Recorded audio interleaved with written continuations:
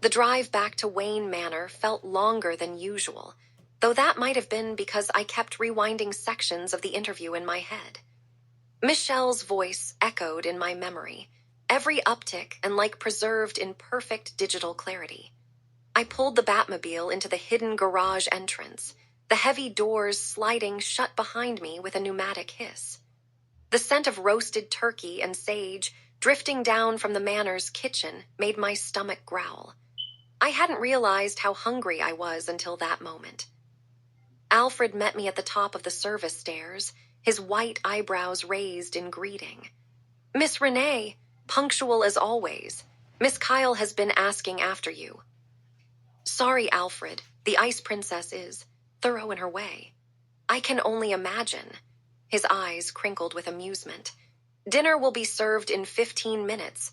Perhaps you'd like to freshen up." I nodded, making my way through the manor's familiar corridors toward the guest suite. Selina was waiting in the hallway, dressed in a deep green sweater that made her blue eyes even more striking. "How was it?" she asked, falling into step beside me. "Oh, you'll see." I patted my jacket pocket where the recorder sat. "I saved the whole thing." Her grin was wolfish. "I knew I loved you for a reason." 15 minutes later, we gathered in the dining room. Alfred had outdone himself. The mahogany table practically groaned under the weight of the feast.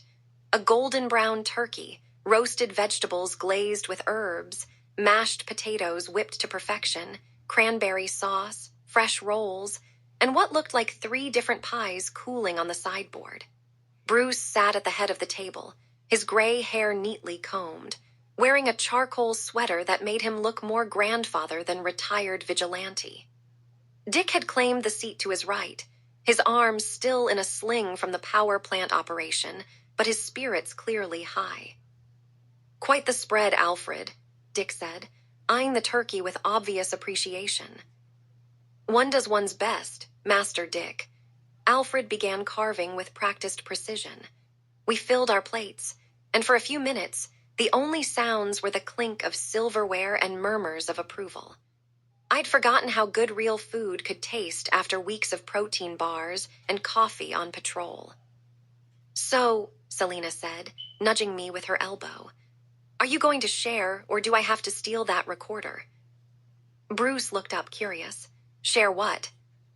"Renee interviewed the Ice Princess this morning," Selina explained, barely containing her glee. "For a biography piece." Dick nearly choked on his wine. "Michelle, the girl who thought fiscal responsibility was a yoga position." "That would be the one." I pulled out the recorder, setting it on the table. "Fair warning, this is exactly what you'd expect." Bruce's mouth twitched. "By all means." I pressed play. Michelle's voice filled the dining room, breathy and enthusiastic. "Oh my God, you're like totally early." Selina's shoulders started shaking immediately. The interview continued, each Valley Girl inflection more pronounced than the last. When Michelle described the pageant where she'd earned her title, I was like, a snow queen or whatever, and the judges were like, "Oh my God, you're totally the Ice Princess." Dick actually had to set down his fork. "This is real," he managed between laughs. "This isn't a parody."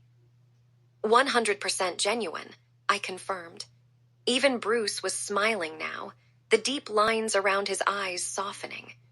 Alfred paused in his carving to listen, his expression one of polite bewilderment. When we reached the part where Michelle described the Plaza attack, I was like, "Please don't mess up my hair." Selina actually snorted wine through her nose. "Oh God," she gasped, reaching for her napkin. "She didn't." She absolutely did. The recording played on. Michelle's description of Catwoman, very dominatrix chic, made Selina bury her face in her hands, torn between mortification and delight. Her description of me as the Crimson Claw was somehow even better. The Crimson Claw lady showed up and saved me too. By the time the interview concluded with Michelle's casual mention of her Vogue spread, the entire table was in tears. Dick was leaning back in his chair, one hand pressed to his ribs. Bruce had actually laughed aloud, a sound I'd heard maybe 3 times in the months I'd known him. Even Alfred was chuckling, his proper British composure temporarily abandoned. I clicked off the recorder, grinning. "Well, Merry Christmas." "Merry Christmas indeed," Bruce said, his voice warm. He raised his wine glass. "To family, to survival, to the absurdity of Gotham City." We lifted our glasses in response, the crystal catching the candlelight. "To family," Selina echoed, her hand finding mine under the table. Dick added his glass to the toast, "and to laughing after everything we've been through." "Hear, hear," Alfred said quietly. We drank, and for a moment, the weight of the past weeks lifted. 3 of Gotham's worst monsters were gone. The power plant threat had been neutralized. Commissioner Gordon was coordinating with us instead of hunting us. And here, in this dining room, surrounded by people who knew every secret I carried, I felt something I hadn't experienced in a very long time. "Peace." Bruce set down his glass, his gray eyes moving around the table with an expression I couldn't quite read. Pride, maybe, or satisfaction.